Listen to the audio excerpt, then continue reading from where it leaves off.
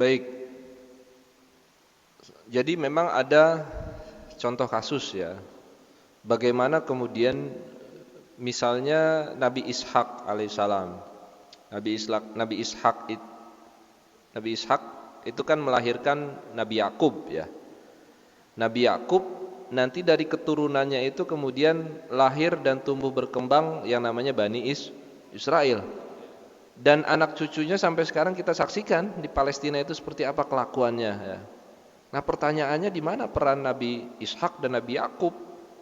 Apakah kemudian mereka itu tidak berperan sama sekali? Menurut saya tidak ya. Menurut saya mereka itu tetap berperan ya. Mereka tetap memantau perkembangan dan pendidikan generasi mereka. Kita saksikan saja misalnya Nabi Ibrahim ya. Kan Nabi Ibrahim, Nabi Ishak, baru Nabi Yakub ya. Nabi Ibrahim ya, itu kan sampai akhir hayatnya ya, sampai ketika itu sekarat, itu kan masih diskusi sama kedua putranya ya. Apa yang akan kalian sembah setelah aku mati, ya, meninggal? Kan itu. Jadi dari situ saja sebetulnya kita bisa lihat bagaimana tanggung jawab seorang ayah Nabi Ibrahim terhadap tanggung jawab keimanan anak cucunya, ya, kurang lebih seperti itu. Sehingga kemudian kalau dibilang ini kok tidak berperan sama sekali seakan-akan ya, sehingga kemudian muncul kaum Bani Israel. Ya. Sebetulnya yang menjadikan ya Nabi Ibrahim, Nabi Ishak dan Nabi Yakub sebetulnya juga tidak menyangka kalau anak cucunya kemudian menjadi kaum Bani Israel dan tidak menginginkan sesungguhnya. Ternyata ya memang seperti itu. Dan mungkin ini sudah menjadi sunatullah juga ya, bahwa ketika Allah itu menghendaki ya anak kita, cucu kita itu kemudian menjadi jahat dalam tanda kutip, nah itu hak prerogatif Allah ya.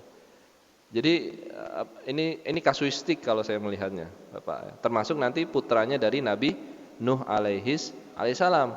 Tetapi tidak, kita kemudian jangan sampai pada kesimpulan bahwa kalau begitu Nabi Nuh dan Nabi Yakub tidak ada peran sama sekali.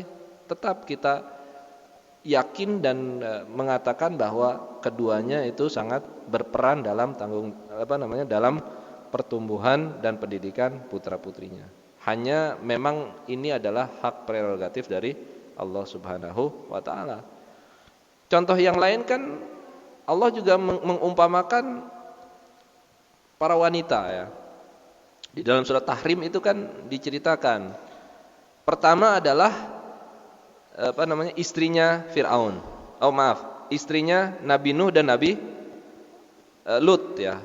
Wa daraballahu mathalan lil ladzina kafaru imra'atan Nuhi wa imra'ata Lut ya. Jadi sebelum ke anak cucu, dalam hal istri saja ketika Allah itu berkehendak Nabi itu istrinya itu tidak baik, itu kan terjadi ya. Yaitu istrinya Nabi Nuh dan Nabi Lut. Sebaliknya, wa daraballahu mathalan lil ladzina amanu imra'ata Fir'aun ya. Fir'aun yang sebegitu jahatnya, begitu kejamnya, tetapi istrinya sangat mulia ya. Ya kan ini menunjukkan bahwa semuanya adalah kehendak dari Allah Subhanahu wa taala.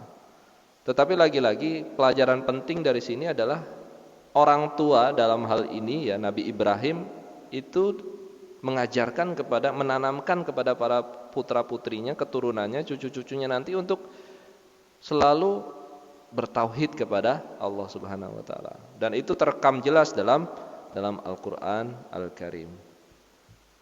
Satu lagi apa tadi? Satu lagi apa? Ada dua kalau salah.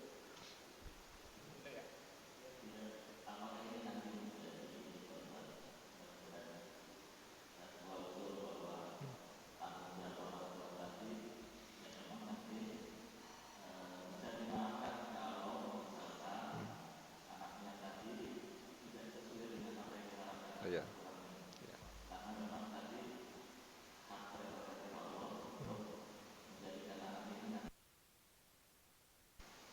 Baik, ya. Kalau kita sudah berbicara hak prerogatif itu apa namanya? prerogatif Allah ya. Bagaimana kemudian apakah kita nanti akan tertahan gara-gara anak kita untuk masuk surga misalnya, itu juga hak prerogatif. Satu kata kunci lagi sebetulnya yang bisa kita usahakan, yaitu dengan doa ya. Bagaimana kemudian Nabi Ibrahim itu dalam doa-doanya itu kan selalu untuk kebaikan anak cucunya. Bagaimana kemudian Rabbij'alni muqimas shalah wa min dzurriyyatina rabbana wa taqabbal doa. Itu putra-putrinya, untuk keturunannya, agar supaya anak cucunya itu senantiasa mendirikan yang namanya sholat ya. Jadi kita masih punya harapan untuk kemudian kita selalu berdoa anak cucu kita itu adalah anak cucu yang selalu mendirikan yang namanya sholat, tidak jauh dari yang namanya Al-Quran. Nah, ini juga menjadi tips bagi kita. Hendaknya ketika kita ingin menyekolahkan ya putra putri kita, anak cucu kita, sebisa mungkin kita cari lembaga pendidikan yang memang di situ itu ada materi atau pelajaran Al-Qur'annya ya.